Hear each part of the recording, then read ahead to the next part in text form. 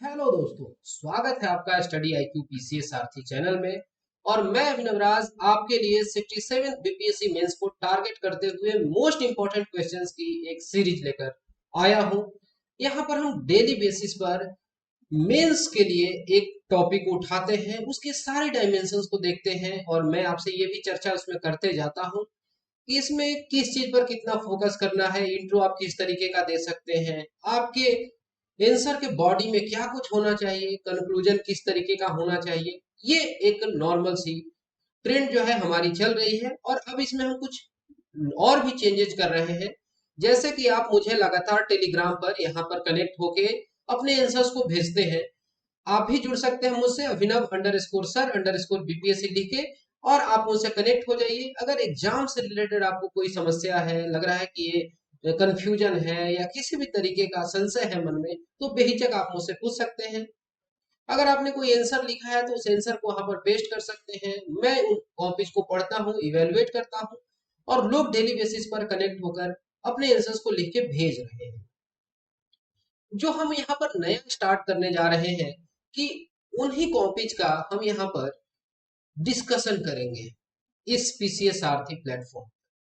आपके आंसर्स को उठा के उसका विवरण दिया जाएगा और उसमें बताया जाएगा कि इसमें क्या कुछ चेंजेस की जरूरत है, क्या कुछ आप ऐड कर सकते हैं, एवरीथिंग, ताकि एक बेहतर आंसर आपका तैयार हो सके। Science and tech section GS paper 2 में एक बहुत महत्वपूर्ण सेक्शन है बीपीएससी में, और वहां पर इसरो से रिलेटेड कई बार क्वेश्चंस पूछे गए हैं। जैसे कि कभी role of ISRO in development of India पूछ लिया गया, या कभी पूछ लिया गया रिसेंट मिशंस ऑफ इसरो के बारे में, या फिर इस तरीके से कुछ भी मिलता जुलता चीज पूछा जाता रहा है। मैं आपके साथ उन क्वेश्चंस की एक लंबी लिस्ट जो है वो साझा कर दूंगा चूज करके। लेकिन ये टॉपिक इस बार भी बहुत ज्यादा इंपॉर्टेंट है। जो इसरो के नए डेवलपमेंट्स हैं उन सब पर भी आपसे सवाल पूछे जा सकते हैं। तो हमने ये सोचा कि इसरो को लेकर जो भी डायमेंशंस है, जो कुछ भी आपको जानना चाहिए, वो एक ही वीडियो में आप तक लाया जाए। हो सकता है कि ये वीडियो थोड़ा लंबा हो जाए, लेकिन उसके लिए कुछ भी टेंशन की बात नहीं है। यहाँ पर हम सारे पहलुओं को टच करेंगे। जैसे कि देखिए, इसरो के बारे में थोड़ा सा जान लें तो इसरो, जिसका कि फुल फॉर्म है इंडियन स्पेस रिसर्च ऑर्गेनाइजेशन। और ध्यान दीजिएगा, यहाँ पर हमने पूरे के पूरे पीपीटी को बाइलिंगुअल रखा है कि किसी को कोई समस्या ना हो। जैसे आप लोग शुरू में कह रहे थे कि सर पीपीटी बाइलिंगुअल होना चाहिए, बिल्कुल होना चाहिए। और अब आप देख रहे होंगे सारे के सारे हमारे पीपीटी जो है वो बाइलिंगुअल रह रहे हैं। इसरो यानी कि इंडियन स्पेस रिसर्च ऑर्गेनाइजेशन, ये क्या है? तो एक स्पेस एजेंसी है जो कि काम करती है अंडर गवर्नमेंट ऑफ इंडिया, और जो डिपार्टमेंट है डिपार्टमेंट ऑफ स्पेस। ठीक। और इसका जो हेड क्वार्टर है, मुख्यालय है, वो कर्नाटका की राजधानी बेंगलुरु में है। ये एक फैक्ट है, इसको आप यूज कर सकते हैं अगर आप अपने क्वेश्चन की शुरुआत जो है, आंसर राइटिंग की शुरुआत फैक्ट से करना चाहें तो ये एक अच्छा स्टार्टिंग हो सकता है। अगर इसरो के स्थापना की बात करें तो इसका स्थापना जो है 1969 में हुआ था, ताकि हम डेवलप कर सके इंडिजिनस स्पेस प्रोग्राम। और ये कह लें कि दुनिया में जो भी स्पेस वर्क हो रहे हैं, जो भी एजेंसीज काम कर रही हैं, तो ये वन ऑफ द 6 जो लार्जेस्ट स्पेस एजेंसीज है दुनिया में, उसमें से ये एक है। जैसे नासा हो गया यूएसए का, या फिर यूरोपियन स्पेस एजेंसी है, जापान का है, रशिया का है ना, चाइना का है, इस तरीके से। तो उस समय कोल्ड वॉर एरा था। आप जान रहे हैं कि एक होड़ सी लगी हुई थी नए डेवलपमेंट्स को लेकर, अलग अलग फ्रंट पे चीजें हो रही थी। न्यूक्लियर प्रोग्राम वगैरह का भी डेवलपमेंट हो रहा था, और ये सब कुछ भी बैक एंड में चल रहा था। विक्रम साराभाई, उनका एक बहुत बड़ा नाम है, बहुत बड़ा योगदान है। और हाल फिलहाल में एक वेब सीरीज भी आई हुई थी रॉकेट बॉयज करके। मैं ये नहीं कह रहा हूं कि आप जाकर उस वेब सीरीज को देखने लगिए, लेकिन अगर कुछ इस तरीके का डेवलपमेंट होता है, कुछ भी ऐसा होता है, तो हो सकता है कि इस तरीके के टॉपिक्स को फिर से एक बार खंगाला जाए। इस वजह से मैं सोच रहा हूँ कि इस टॉपिक को बहुत अच्छे से देख लिया जाए। और हम देखेंगे कि इसरो जो है ये मेंटेन करती है one of the biggest fleet of remote sensing IRS and communication satellites. तो यहाँ पर इसरो न जाने कितने सैटेलाइट्स को अब तक भेज चुका है, उसकी एक पूरी लंबी सूची है। और केवल इंडिया के लिए ही नहीं, भिन्न भिन्न देशों के सैटेलाइट्स को हम लॉन्च करने का काम करते हैं। और यहाँ पर उसके लिए बहुत सारा कह लें कि हमारे पास सेंटर्स है, ऑफिस है, रिसर्च इंस्टीट्यूट है, और देश के अलग अलग हिस्सों में और दुनिया भर से इसका कनेक्शन बना हुआ है। तो इसरो के अगर कुछ फंक्शनल एरियाज की बात करें तो ये किन किन क्षेत्रों में कार्य कर रहा है, तो प्रसारण में, ब्रॉडकास्टिंग में, इसी तरीके से मौसम के पूर्वानुमान में, वेदर फोरकास्टिंग, या फिर डिजास्टर मैनेजमेंट यानी आपदा प्रबंधन में, जियोग्राफिक इंफॉर्मेशन सिस्टम यानी जी इसको जीआईएस सिस्टम कहते हैं, भौगोलिक सूचना प्रणाली के लिए काम करता है। इसी तरीके से नेविगेशन में, रास्ता वगैरह बताने के लिए, जैसे गूगल का जीपीएस है उसी तरीके से अपना जो इंडिजिनस टेक्नोलॉजी नाविक, या फिर मैप मेकिंग वगैरह, कार्टोग्राफी, मानचित्र को अगर ड्रॉ करना है उसके लिए, टेलीमेडिसिन, टेलीमेडिसिन एक नए जमाने का टेक्नोलॉजी है, दूर बैठ के कहीं पर इलाज किया जा सके ये संभव है, ये भी इसरो इसमें भी रोल प्ले कर रहा है। डिस्टेंस एजुकेशन सैटेलाइट्स यानी दूरस्थ शिक्षा उपग्रह, यानी जितने तरीके की क्रांति हो सकती है और संचार क्रांति में इसरो का एक बहुत अहम योगदान है। अगर वर्तमान चेयरपर्सन की बात करें, इसरो के वर्तमान चेयरमैन है श्री एस सोमनाथ साहब। ओके, तो देखिए जब इसरो अस्तित्व में नहीं आया था या जब आ रहा था 1969 वगैरह में, जब ये बनने का इसका काम लगता है, उसके पहले भी इंडिया में कुछ डेवलपमेंट्स हुए थे। वो आजादी के पहले के भारत में ही इसकी शुरुआत हो गई थी। और जो modern space research in India है, इसकी अगर शुरुआत देखें तो हमें 1920s में नजर आता है, जब एक साइंटिस्ट हैं एस के मित्रा साहब, जब इन्होंने कंडक्ट किया series of experiments sounding of the ionosphere through ground based radio in Kolkata. तो इस तरीके से हम देखते हैं कि मित्रा साहब ने ग्राउंड आधारित रेडियो के माध्यम से आयन मंडल के प्रयोगों की एक श्रृंखला का आयोजित किया था। ये सबसे पहला इस तरीके का स्पेस डेवलपमेंट को लेकर कुछ भी काम हो रहा था।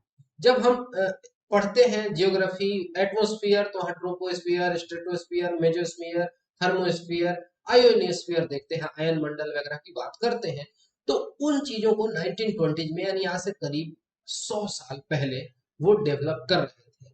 आगे चल के इंडिया के कुछ महान साइंटिस्ट हुए, जैसे कि सर सीवी रमन हुए या फिर मेघनाथ शाह साहब हुए। इन्होंने कंट्रीब्यूट किया साइंटिफिक प्रिंसिपल्स को, जो कि एप्लीकेबल है स्पेस साइंस में। ये सब आप देख सकते हैं। और 1945 के बाद कुछ इंपॉर्टेंट डेवलपमेंट्स हुए हैं, जिसमें कि दो साइंटिस्ट का बहुत बड़ा नाम है। ठीक है, एक है विक्रम साराभाई, जो कि फाउंडर है फिजिकल रिसर्च लेबोरेटरी, जो कि अहमदाबाद में है। वो गुजरात से ही आते थे। और इसी तरीके से होमिक जहांगीर भाभा साहब, जिनके द्वारा Tata institute of fundamental research की स्थापना की गई थी 1945 में।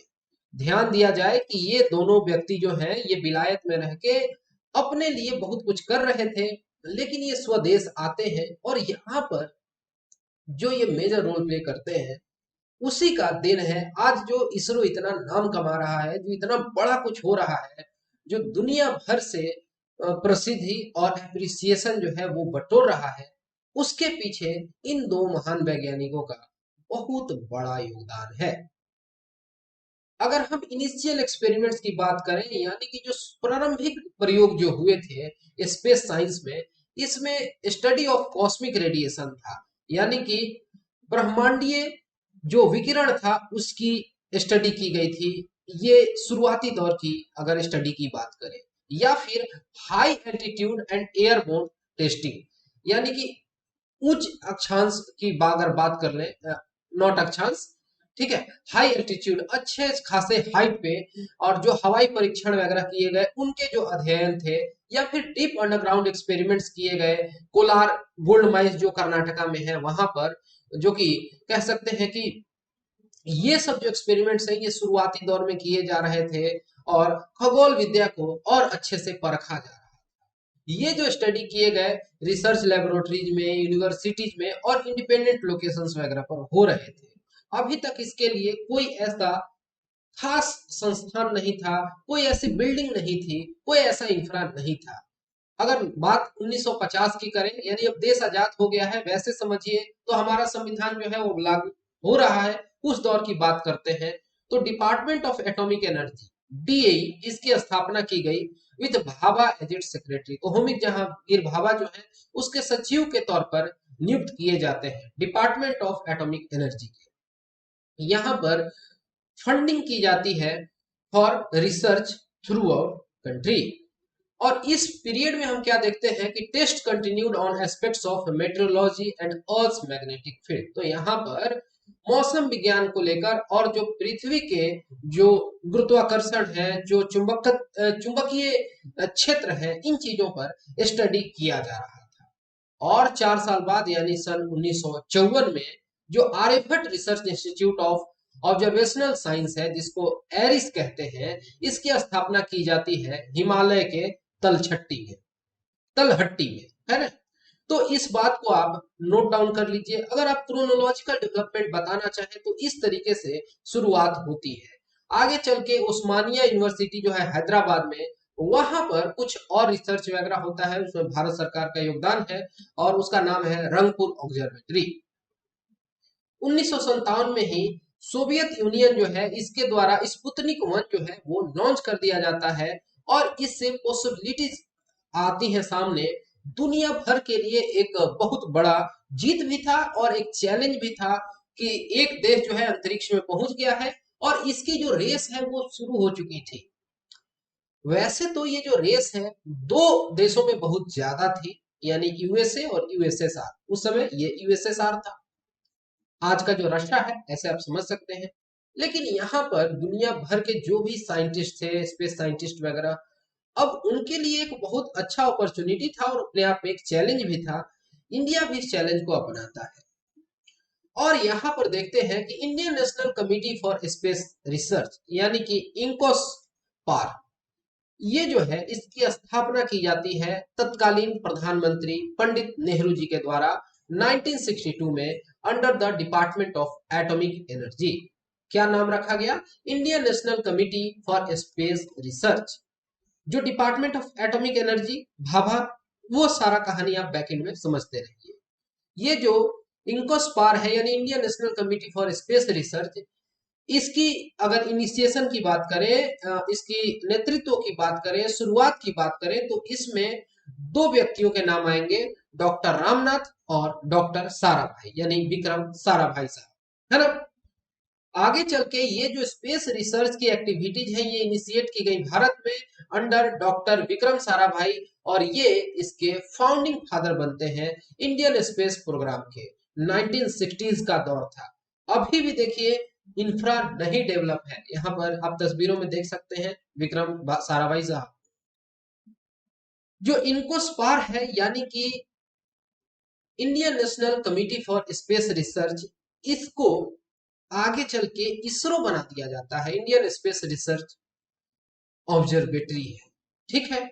ये कब हो जा रहा है? तो 1969 में ये सब हो रहा है, आप समझ रहे हैं। अब मैं आपको एक बार बैक से यहां पर पूरा का पूरा ये दिखा दूं। ये आप देख पा रहे हैं यहां से शुरुआत हो रही है पूरा, ये इस तरीके से जो भी क्रोनोलॉजिकल डेवलपमेंट्स है वो चल रहे हैं यहाँ पर। यानी कि Indian space research organisation ISRO जो है ये फाइनल शेप में आ जाता है 1969 में, 1969 में। ओके, अब जो डिपार्टमेंट ऑफ स्पेस है इसकी स्थापना की जाती है 1972 में और इसरो जो है ये इसका एक हिस्सा रहता है, ये भी आप समझ गए। और जो स्पेस डिपार्टमेंट है वो डायरेक्टली रिपोर्ट करता था प्रधानमंत्री को, या करता है, ऐसा कह सकते हैं।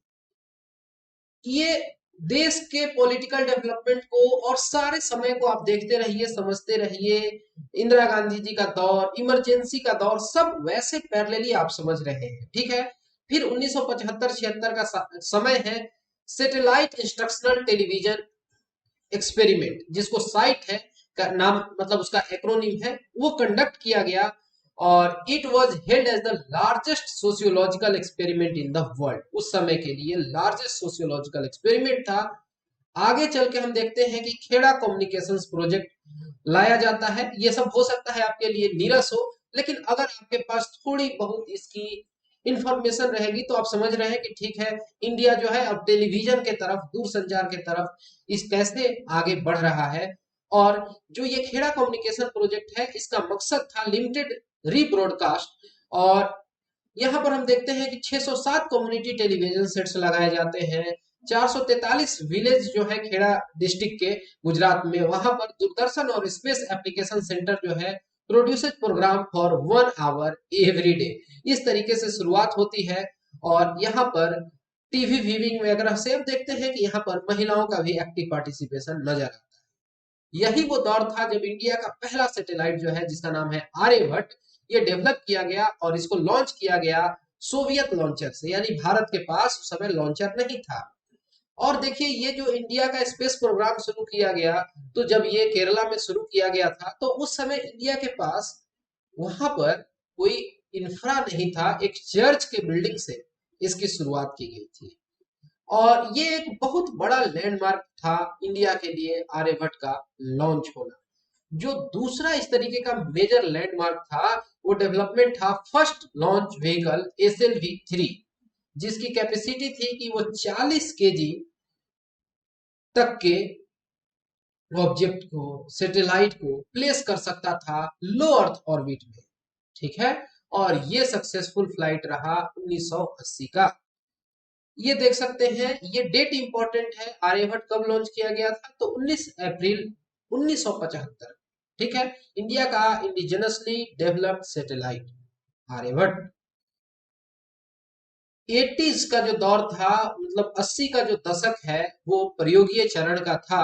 इसमें हम देखते हैं कि भास्कर 1 और भास्कर 2 मिशंस को अंजाम दिया जाता है और ये कहीं ना कहीं अग्रदूत थे, या कह लें कि ये अग्रणी कदम थे इस तरीके से रिमोट सेंसिंग के दुनिया में, जहां पर कि ये नाम एप्पल, एप्पल का मतलब हो गया एरियन पैसेंजर पेलोड एक्सपेरिमेंट। ठीक है, और ये फ्यूचर कम्युनिकेशन के लिए अग्रदूत साबित होता है। ये सब डेवलपमेंट्स हो रहे थे। आगे चल के एंथ्रिक्स कॉर्पोरेशन लिमिटेड हम देखते हैं, शॉर्ट में जिसे SGL कहते हैं। ये मार्केटिंग आर्म है इसरो का। ये क्यों बनाया गया? For promotion and commercial exploitation of space products, technology consultancy services and transfer of technology developed by ISRO.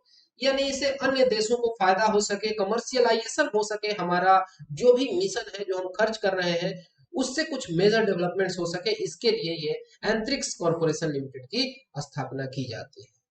Operational phase रहा, जैसे 80s का जो दौर था वो हमने कहा एक्सपेरिमेंटल फेज था, 90s का जो दौर है वो ऑपरेशनल फेज था। और मेजर स्पेस इंफ्रास्ट्रक्चर जो है वो क्रिएट की जाती है दो ब्रॉड क्लासेज में। पहला जो था कम्युनिकेशन, ब्रॉडकास्टिंग और मेट्रोलॉजी में। ठीक है, और इसको अगर हिंदी में कहा जाए तो हम कह सकते हैं कि जो उपग्रह प्रणाली है उसकी हम बात कर रहे हैं। इसके माध्यम से संचार, प्रसारण मौसम विज्ञान के लिए था। और दूसरा जो था रिमोट सेंसिंग सैटेलाइट, जिसको IRS कहते हैं। ठीक है, Indian remote sensing satellite system. तो ये दो अलग अलग यहाँ से हेड्स हो जाते हैं, इसमें डेवलपमेंट होता है। एक रिमोट सेंसिंग और दूसरा जो है, जो हम कह रहे हैं कम्युनिकेशन के लिए, ब्रॉडकास्ट के लिए और मेटीरियोलॉजी के लिए, यानी मौसम विज्ञान के। ये जो डेवलपमेंट था और जो ऑपरेशंस वगैरह हो रहे थे, इसके लिए लॉन्च व्हीकल्स वगैरह बने और इसमें PSLV यानी पोलर सैटेलाइट लॉन्च व्हीकल का नाम आता है। और इसी तरीके से जियो सिंक्रोनस ऑर्बिट्स के लिए GSLV। ये सब कुछ मेजर डेवलपमेंट था, अचीवमेंट था इस फेज में। अब PSLV GSLV के टेक्निकलिटी में हम नहीं जाते हुए आगे बढ़ते हैं और यहाँ हम देखते हैं कि जो इंडिया का सैटेलाइट लॉन्च व्हीकल है, ये डिजाइन हो गया, ऑपरेट होने लगा थ्रू इसरो। और यहाँ पर ये जो लॉन्च व्हीकल है इंडिया का, ये दो हिस्सों में हम वर्गीकृत करके देखें, PSLV और GSLV। ये ना अब यहाँ पर थोड़ा मैं कमेंट कर दूं पीएसएलवी के ऊपर, तो पीएसएलवी जो है ये डिजाइन किया गया था अर्थ ऑब्जर्वेशन के लिए, यानी कि पृथ्वी के अवलोकन के लिए, और साथ ही साथ रिमोट सेंसिंग का भी इससे काम देखा जा सकता था। ठीक है, और यहाँ पर हम देखते हैं कि ये 1750 किलो से लेके 1750 किलो तक के सैटेलाइट्स को लॉन्च कर सकता है, और सन के सिंक्रोनस सर्कुलर पोलर ऑर्बिट में ये ले जाके प्लेस कर सकता है धरती से 600 से लेकर 900 किलोमीटर की ऊंचाई। सीधी बात है। ध्यान दीजिए, जो पहला हमारा लॉन्च व्हीकल था उसकी मैक्सिमम कैपेसिटी थी कि वो 40 केजी तक के सैटेलाइट को लो अर्थ ऑर्बिट में प्लेस कर सकता था, और ये डेवलपमेंट होते होते 1750 केजी पर हम पहुंच गए। इसी तरीके से हम देखते हैं कि जो सैटेलाइट्स हम यूज कर रहे हैं रिमोट सेंसिंग के लिए, तो वो जैसे पोल से पोल, नॉर्थ पोल और साउथ पोल इस अलोंग वो इस तरीके से घूम रहे हैं। कह सकते हैं कि orbital plane inclination of about 98 degree पर वो इस तरीके से घूर्णन कर रहे हैं, और ये जो ऑर्बिट है वो सन सिंक्रोनस कहलाता है। इतने टेक्निकलिटी में नहीं जाते हैं, क्योंकि यहाँ पर जो हम आंसर लिख रहे हैं वो जनरलाइज्ड अप्रोच का है, फिर भी ये थोड़ा सा नॉलेज होना गलत नहीं है। इसी तरीके से जो जीएसएलवी है ये भी डेवलप किया गया, एक तरीके से कह सकते हैं कि जीएसएलवी जो है ये बनाया गया, डेवलप किया गया, और इसका भी ऑपरेशन जो है इसरो के द्वारा किया जाता है, और ये जियो सिंक्रोनस ऑर्बिट्स में, और मेनली इसका यूज जो है कम्युनिकेशन सैटेलाइट्स में होता है। ये आप बात बता सकते हैं। जो ये जियो सिंक्रोनस सैटेलाइट्स होते हैं ये लॉन्च किए जाते हैं into the orbit in the same direction of the earth spinning and can have any inclination. तो इसमें जैसे 98 डिग्री वाला इंक्लाइनेशन का कोई शर्त नहीं है, किसी भी एंगल पर छोड़ते हैं, और ये जो सैटेलाइट होते हैं वो जियो सिंक्रोनस ऑर्बिट में अपीयर होते हैं, इसलिए एक ही जगह पर फिक्स लगता है। जैसे कि वो इसी स्पीड से घूम रहे हैं जिस स्पीड से अर्थ घूम रही है, तो अगर किसी एक जगह के ऊपर वो फिक्स हो गए और घूम रहे हैं तो लगेगा कि वहीं पर टिके हुए हैं। वो हर समय घूम रहे हैं लेकिन उसी जगह के ऊपर वो नजर आएंगे, तो लगता है कि वो फिक्स्ड हो गए। ठीक है, अब जरा सा हम ऑर्गेनाइजेशनल स्ट्रक्चर को देख लेते हैं, बहुत थोड़ा सा। तो सबसे ऊपर में देखिए ये प्रधानमंत्री या पीएमओ ऑफिस समझ लीजिए। स्पेस कम्युनिकेशन की हम बात कर रहे हैं, यहाँ डिपार्टमेंट ऑफ स्पेस है, और ये यहाँ पर इसरो, इसरो के नीचे देखते हैं कि एक इसरो काउंसिल है, ये आपके काम का है, और फिर यहाँ पर बहुत कुछ आपको देखने को मिल रहा है। और यहीं पर जो डिपार्टमेंट ऑफ स्पेस है इसी के अंतर्गत अंतरिक्ष वगैरह आता है, जो कि हमने कहा कि ये एक तरीके से कमर्शियल विंग है। ओके, रिसर्च फैसिलिटीज की अगर बात करें तो ये आपको कहां कहां देखने को मिलते हैं, तो जैसे कि विक्रम साराभाई स्पेस सेंटर, ये कहां पर है, तो ये तिरुवनंतपुरम में।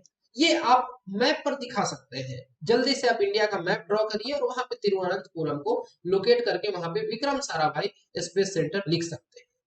ये लार्जेस्ट इसरो बेस है, और हम देखते हैं कि मेन टेक्निकल सेंटर है, और ये वेन्यू है for development of SLV3, ASLV, PSLV, ये सब जो सैटेलाइट लॉन्चिंग व्हीकल्स वगैरह है उसके लिए ये जाना गया सेंटर। ये बेस सपोर्टर हम यहाँ पर देखते हैं कि ये जो बेस है ये सपोर्ट करता है कई और प्रोग्राम्स वगैरह को, उसमें एक फेमस है और इम्पोर्टेंट है रोहिणी साउंडिंग रॉकेट प्रोग्राम, और यह पर हम देखते हैं जीएसएलवी सीरीज में भी इस सेंटर का एक बहुत बड़ा रोल है। इसी तरीके से लिक्विड प्रोपल्सन सिस्टम सेंटर, ये कहां पर, तो तिरुवनंतपुरम और बेंगलोर में।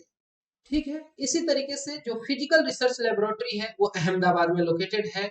यहाँ पर हम देखते हैं कि सौर ग्रह की भौतिकी हो गई, या फिर इंफ्रारेड जो एस्ट्रोनॉमी है, खगोल विज्ञान, उस पर फोकस किया जाता है। Geo cosmo physics, plasma physics, astrophysics, archaeology, hydrology, इन ब्रांचेज पर यहाँ काम किया जाता है। इसी तरीके से तिरुपति में नेशनल एटमॉस्फेरिक रिसर्च लेबोरेटरी है, और नेशनल एटमॉस्फेरिक रिसर्च लेबोरेटरी जो है यहाँ पे फंडामेंटल और अप्लाइड रिसर्च होता है एटमॉस्फेरिक और स्पेस साइंस का। इसी तरीके से स्पेस एप्लीकेशन सेंटर जो है वो अहमदाबाद में लोकेटेड है, और स्पेस एप्लीकेशन सेंटर है ये डील करता है बहुत सारे एस्पेक्ट्स को लेकर जो कि प्रैक्टिकल यूज के हैं स्पेस टेक्नोलॉजी में। साथ ही साथ जो सैटेलाइट बेस्ड टेलीकम्युनिकेशन, सर्वे का काम हो गया, रिमोट सेंसिंग का काम हो गया, मेटेरोलॉजी का काम हो गया, यहाँ पर जैसे दूर संचार, सर्वेक्षण, सुदूर संवेदन, मौसम विज्ञान, पर्यावरण पर निगरानी, इन कामों में इसे यूज किया जाता है। जो अंतरिक्ष अनुप्रयोग केंद्र है, स्पेस एप्लीकेशन सेंटर है, ये मतलब ऑपरेट करता है दिल्ली अर्थ स्टेशन को, जो कि लोकेटेड है दिल्ली में, और it is used for demonstration of various satcom experiments in addition to normal satcom operations. तो ये अहमदाबाद से ऑपरेट होता है और ये कंट्रोल कर रहा है दिल्ली के एक दिल्ली अर्थ स्टेशन को। इसी तरीके से टेस्ट फैसिलिटी जो है वो इसरो प्रोपल्सन कॉम्प्लेक्स, ये महेंद्रगिरी पर्वत को आप जानते हैं, उसी क्षेत्र में ये लोकेटेड है उड़ीसा में। ये ईस्टर्न घाट आप कह सकते हैं। ये सेपरेट सेंटर है और ये टेस्टिंग और assembly of liquid propulsion control packages पर काम करता है। ठीक है, यानी तरल प्रणोदन नियंत्रण पैकेज या फिर तरल इंजन और चरणों के परीक्षण और असेंबली को संभालने का काम करता है। इस बात को आप वहां पे बता सकते हैं। कंस्ट्रक्शन और लॉन्च फैसिलिटी जो है बेंगलोर में है, जैसे युवा राव सैटेलाइट सेंटर जो है, जहां से कि सैटेलाइट जैसे कि आर्यभट्ट, भास्कर, एप्पल, IRS-1A ये सब बनाए गए थे इसी साइट पर। ये बहुत इंपॉर्टेंट सेंटर है। इसी तरीके से laboratory for electro optic system, ये भी बेंगलोर में सेटअप है इसका। जो सतीश धवन स्पेस सेंटर है, ये श्रीहरिकोटा में है और ये एक आइलैंड है पुलिकट लेक में। पुलिकट लेक जो है ये तमिलनाडु और आंध्र प्रदेश के बीच में बटा हुआ एक लेक है।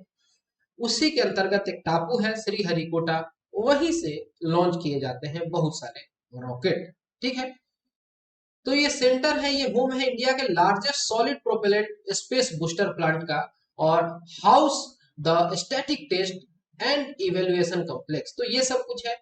साथ ही जो थुम्बा थुम्बा जो है इनिशियल जगह था जहां से भारत के स्पेस प्रोग्राम को अंजाम दिया जाता है। तो Thumba equatorial rocket launching station जो है ये तिरुवनंतपुरम एक छोटा सा फिशिंग विलेज है और वहां से साउंडिंग रॉकेट्स वगैरह को लॉन्च किया जाता है। ये सब कुछ है। और भी बहुत सारे फैसिलिटीज हैं, जैसे कि बालासोर का rocket launching station, Bhaskaracharya institute for space applications, ये गांधीनगर गुजरात में, human space flight centre Bangalore में, और बहुत कुछ है। आपके पास इतना फोल्डर पॉइंट्स है, आप सब प्लेस कर सकते हैं, उसको दिखा सकते हैं। अगर इसरो के अचीवमेंट्स की बात करें तो कम्युनिकेशन के क्षेत्र में ये सारे सैटेलाइट्स हैं जो आप देख रहे हैं। 1983 में इसकी एस्टेब्लिशमेंट की गई थी और इस तरीके से इंडियन नेशनल सैटेलाइट जो सिस्टम है, इनसेट जिसको कहते हैं, ये एक लंबी फेरिस है इसकी। अगर देखना चाहें GSAT-19, GSAT-9, GSAT-12, GSAT-8, हम नीचे की तरफ बढ़ रहे हैं, ये लेटेस्ट हो गया यहाँ पर और इस तरीके से बैक डेट में हम जा रहे हैं।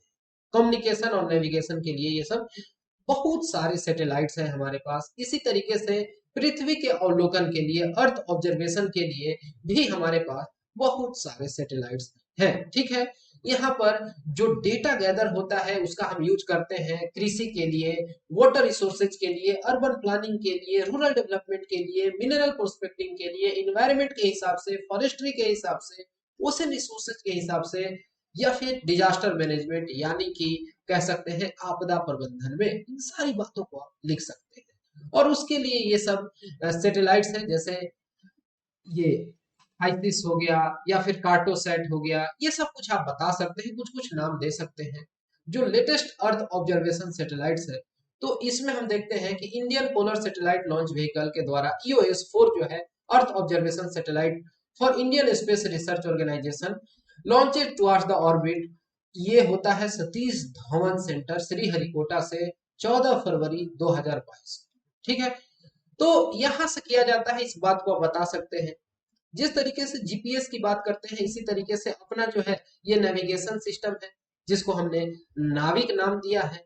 ठीक है, इसके बारे में थोड़ा जानकारी आप दे सकते हैं। GPS aided geo augmented navigation, जिसको गगन कहा गया, इसके बारे में थोड़ा इंफॉर्मेशन जो है ये आप बता सकते हैं। इसरो और एयरपोर्ट अथॉरिटी ऑफ इंडिया जो AA है, ये इंप्लीमेंट कर रहा है GPS aided geo augmented navigation यानी GAGAN. As a satellite based augmentation system. ठीक है, इंडियन एरोस्पेस के लिए इसको यूज किया जाएगा। गगन के होने से यहाँ पर एडिशनल एक्यूरेसी यानी बारीकी आएगी, एवेबिलिटी होगी और इंटीग्रिटी होगी, necessary for various phase of flights. तो उड़ान वगैरह में और भी सेफ जर्नी हो सके, इन चीजों के लिए इसका यूज होना है, ये आप बता सकते हैं। नाविक जिसकी हम बात कर रहे थे, ये पूरा का पूरा एक कॉन्स्टेलेशन है जिसमें कि 7 सैटेलाइट्स हैं जो कि पूरे धरती पर इस तरीके से निगरानी करने का काम कर रहे हैं। और ये इंडिया जो है इस टेक्नोलॉजी को अपने पड़ोसी देशों को भी दे रहा है। इससे बहुत कुछ फायदा होगा, रक्षा के क्षेत्र में बहुत ज्यादा काम होगा, हमारी प्राइवेसी जो है, जो डेटा है वो सुरक्षित रह सकती है, ये सब कुछ है। और जो मेजर डेवलपमेंट्स है जो कि दुनिया के सामने साबित कर दिया कि हम भी कुछ हैं, और चाइना भी इस बात से गर्वान्वित होता है जब हम मार्स ऑर्बिट मिशन की बात करते हैं, ऑर्बिटर मिशन की बात करते हैं, मोम मंगलयान की बात करते हैं, तो चाइना के द्वारा स्टेटमेंट आया गया था कि ये एशिया के लिए सम्मान की बात है। तो ये जो मिशन है मंगलयान कहते हैं, ये ट्रूली मैडेन इंटरप्लेनेटरी मिशन था इसरो का, और ये दुनिया में इस तरीके का पहला मिशन था मार्स के लिए जो पहले ही बार में सक्सेसफुल रहा। और इसका जो रेट था पर किलोमीटर वो ऑटो टेम्पू से ट्रेवल करने के बराबर था। जो मूवीज वगैरह बनाई गई थी उससे भी कम बजट का ये, हॉलीवुड मूवीज के बजट से भी कम का ये पूरा पूरा मिशन था। तो इकोनॉमिकल था, 100% सक्सेसफुल था, ये सब कुछ है। और मॉम जो है ये कॉस्ट इफेक्टिवनेस के लिए, शॉर्ट पीरियड ऑफ रियलाइजेशन के लिए, अपने इकोनॉमिकल वेट बजट के लिए जाना जाता है। मिनिएचर था 5 हेट्रोजेनस साइंस पेलोड्स का। ठीक है, ये आप बता सकते हैं। जो 2 चंद्रमा है फोबोस और डिमोस, मून के 2 जो चंद्रमा हुए, तो इनका जो इमेज वगैरह कैप्चर किया गया था काफी करीब से किया गया था मार्स कलर कैमरा के थ्रू। ये सब इसके अचीवमेंट्स थे।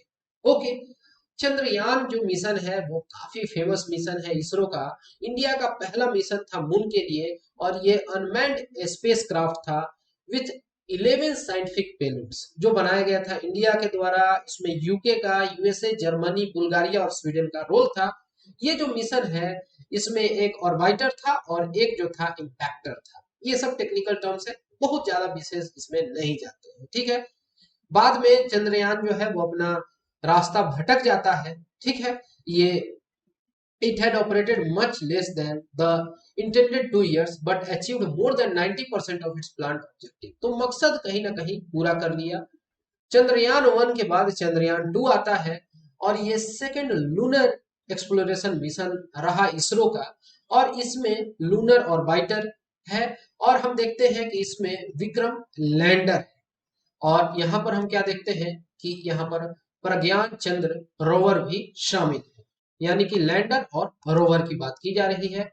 ये सब कुछ जो है भारत के द्वारा डेवलप किया गया है। जो मेन साइंटिफिक ऑब्जेक्टिव है to map and study various lunar surface compositions as well as location and abundance of lunar water, अगर चंद्रमा पर पानी वगैरह है उसके लिए। तो देखिए ये हम देखते हैं कि सतीश धवन स्पेस सेंटर से लॉन्च किया गया 2019 में जुलाई में। ये जो क्राफ्ट है ये पहुंचता है अगस्त में मून पर और बिगेन करता है अपना ऑर्बिटल पोजिशनिंग। ठीक है, लेकिन यहाँ पर जो कुछ चाहिए था वो नहीं हो पाता है उस रूप में।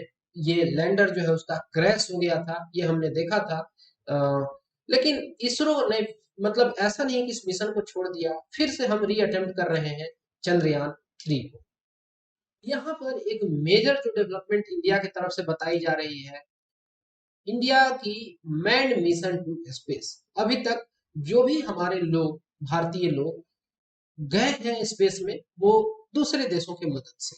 सबसे पहले जो गए हैं राकेश शर्मा गए हैं, यूएसएसआर की मदद से गए थे। लेकिन यहाँ पर हम गगनयान की बात कर रहे हैं। ये मिशन है इसरो का जिसको शेड्यूल किया गया है कि 2023 में लॉन्च होगा। इसके अंतर्गत 3 फ्लाइट्स जो है वो भेजी जाएंगी इनटू द ऑर्बिट, और यहाँ पर 2 अनमैन्ड मिशन होंगे। इसके बाद एक जो होगा मैन्ड स्पेस मिशन होगा। जो गगनयान सिस्टम मॉड्यूल है हम देखते हैं कि उसको ऑर्बिटल मॉड्यूल कहते हैं। इसमें 3 भारतीय एस्ट्रोनॉट्स को भेजने की बात की जा रही है और खास बात इसमें यह है कि उसमें महिला भी रहेंगी। ये जो इंडिया का मैन्ड स्पेस मिशन है ये सर्कल करेगा अर्थ को लो अर्थ ऑर्बिट में 300 से 400 किलोमीटर के एल्टीट्यूड पर और 5 से 7 दिन तक इस तरीके से कवर करेगा। इसरो जो है 2 अनमैन्ड एबॉर्ट मिशन जो है ये भी कंडक्ट करने वाला है 2022 में, ताकि इंश्योर किया जा सके जो क्रू मेंबर्स जाएंगे उनकी सेफ्टी को ड्यूरिंग गगनयान। स्टूडेंट्स से रिलेटेड सैटेलाइट वगैरह जो है वो बहुत इंपॉर्टेंट है इसरो का, और इसरो उसमें हमेशा से कुछ कुछ करते रहा है, स्टूडेंट्स के बातों को रखता रहा है, और यहाँ पर इस तरीके के साइंटिफिक टेम्परामेंट को डेवलप करने में भी एक बहुत बड़ा रोल है इसरो का। इतना ही नहीं, जो इसरो के लॉन्चेज है वो फॉरेन कंट्री से है, जैसे कि अमेजोनिया जो 53rd फ्लाइट था PSLV, और न्यू स्पेस लिमिटेड का ये एक तरीके से कह सकते हैं उसके द्वारा कंडक्ट किया गया, इसमें इसरो का रोल रहा। ये अपकमिंग मिशंस की हम थोड़ा यहाँ बात कर लेंगे। तो इसमें 2022-23 के मिशंस में बात करें तो इंडिया का जो 3rd मून मिशन है चंद्रयान 3, जिसके लिए इसी तरीके से सूर्ययान मिशन, सूर्य के लिए हो गया, जैसे चंद्रयान चंद्रमा के लिए, सूर्य सूर्य के लिए। और यहाँ पर हम देख रहे हैं कि इसरो प्लान कर रहा है मिशन टू वीनस, सॉरी मैंने यहाँ सूर्ययान कह दिया, इसे ये शुक्रयान है, सॉरी। इसी तरीके से जो सूर्य वाला मिशन है उसका तो आदित्य नाम है। ओके, अपना स्पेस स्टेशन, कई सारे देश जो हैं पहले अपना स्पेस में स्टेशन बना चुके हैं, जहां पर जाके जो एस्ट्रोनॉट जाते हैं वो रुक सके, वहां पर कुछ प्रयोग कर सके। इंडिया जो है वो इस प्लानिंग में है अपने स्पेस स्टेशन के लिए 2030 तक, और इस लीग में पहले से यूएसए है, रशिया है और चाइना है। एक्सपोसैट करके एक मिशन हो गया, स्पेस ऑब्जर्वेटरी एक्सपोसैट, ये डिजाइन किया गया या करेंगे टू स्टडी कॉस्मिक एक्सरे। इसी तरीके से आदित्य L1, ये इंडियन स्पेस क्राफ्ट जो है जो कि दूरी तय करेगा 1.5 मिलियन किलोमीटर, यानी कि 15 लाख किलोमीटर की दूरी तय करेगा, और ये L1 पोजीशन पर पहुंच जाएगा, जो कि लैंग्रेनिक पॉइंट कहलाता है, जो कि अर्थ और सन के बीच में ऐसे जो पॉइंट्स हैं 3 डॉट्स हैं उसमें से L1 पर ये पहुंचने का काम करेगा।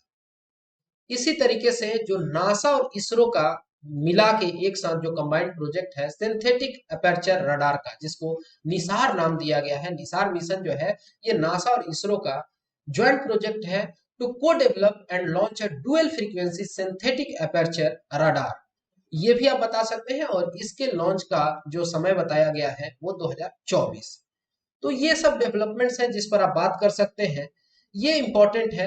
और आप ऐसे भी बता सकते हैं कि इसरो का जो डेवलपमेंट है वो किस तरीके से है, कहाँ कहाँ आप इसको फ्लो चार्ट में, यानी एग्रीकल्चर के लिए है, क्रॉप प्रोडक्शन में काम कर रहा है, रूरल डेवलपमेंट में काम कर रहा है, रिसोर्स मैनेजमेंट में काम कर रहा है, रेलवे सेक्टर में, एजुकेशन के सेक्टर में, डिजास्टर मैनेजमेंट में, ये जो नाविक हमने बात की, इंफ्रास्ट्रक्चर प्रोजेक्ट के लिए, अर्बन डेवलपमेंट में, मेडिकल मैनेजमेंट में, लैंड यूज प्लानिंग में, हर जगह जो डेजर्टिफिकेशन वगैरह को रोकने का काम किया जा रहा है। गगनयान काफी न्यूज में है, गगनयान के जाने से क्या कुछ फायदे होंगे, तो ये इनहेंस करेगा साइंस एंड टेक्नोलॉजी के लेवल को, जो नेशनल प्रोजेक्ट है जो कि बहुत सारे अदर इंस्टीट्यूट्स को सपोर्ट करेगा, एकेडेमिया इससे फायदे में रहेगी, इंडस्ट्रीज को फायदा होगा, इंडस्ट्रियल ग्रोथ होगा, यूथ्स को ज्यादा ये इंस्पायर करेगा, ह्यूमन रिसोर्स के लिए ये एक एडिशनल बेनिफिट होगा, ये सब कुछ आप बता सकते हैं।